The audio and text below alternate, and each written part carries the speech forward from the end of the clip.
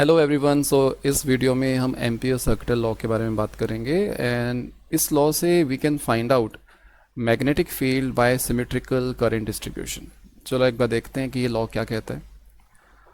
Right, so suppose if we have given a loop, right, so let us say there is a loop और इस loop में there are some currents which are piercing. तो एक current हमने ले लिया into the plane. Say this current is I1 and there is a current out of the plane. This current is I2 and say एक और ले लेते हैं हम out of the plane. This is I3 और एक और करंट ले लेते हैं. This is I4 जो कि into the plane है और ये हमारा I5 which is out of the plane.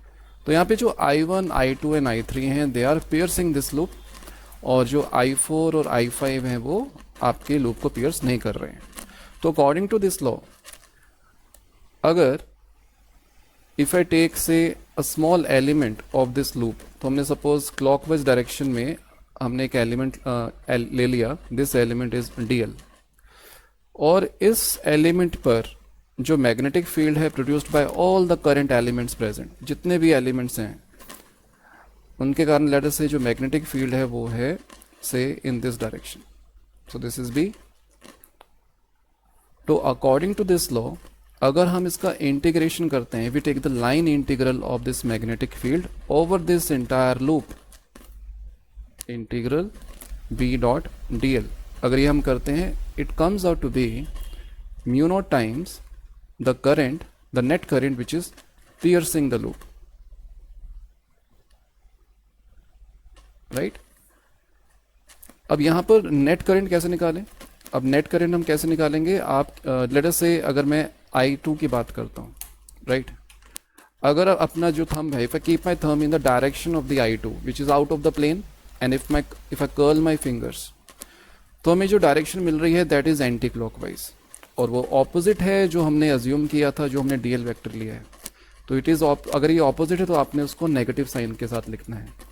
But अगर मैं I1 की बात करूँ, if I keep my thumb in the direction of I1 then और फिंगर्स अगर मैं कर्ल करता हूं तो आप देख सकते हो it is in the clockwise direction. अगर ये क्लॉकवाइज डायरेक्शन है, वही हमारी डायरेक्शन है इंटीग्रेशन जो हमने एज्यूम करी है, clockwise direction. Right, so I1 will be positive.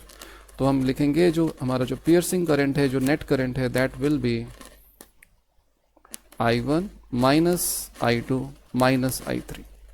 Okay, so this integral b dot dl can be written as mu naught times I1 minus I2 minus I3. और यहाँ पे जो हम सर्कल यहाँ पे ड्रॉ करते हैं with this with the integral sign, तो इसका मतलब होता है we are doing the integration over a closed loop और over a closed surface.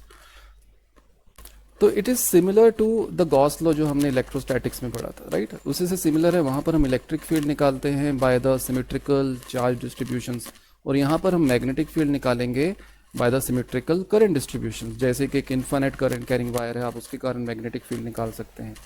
Right, तो अब जरा इसमें कुछ इंपॉर्टेंट पॉइंट्स हैं जो that we have to keep in our mind.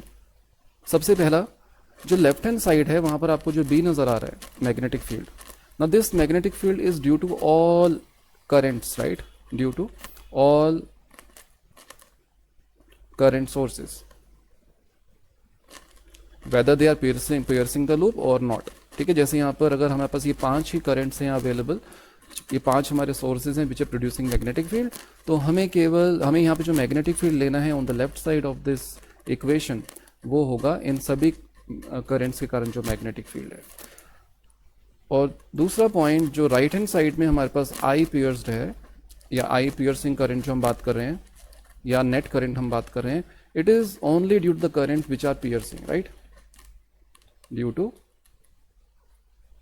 currents which are piercing the loop.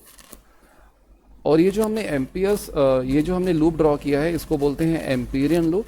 और जो एम्पीरियन लूप होता है it can be of any shape. Right, you can have any shape. Suppose अगर यहां पर मैं एक ऐसा एम्पीरियन लूप ले लेता, तो इस केस में भी जो नेट करंट है, सपोज अगर डायरेक्शन ऑफ जो हमारी इंटीग्रेशन की वो क्लॉकवाइज है, इसमें जो नेट करंट है वो उतना ही आएगा I1 minus I2 minus I3. so the left hand side will remain same, right? तो जो नेक्स्ट वीडियो होगा उसमें हम डिस्कस करेंगे the applications of ampere circuit law. Thank you.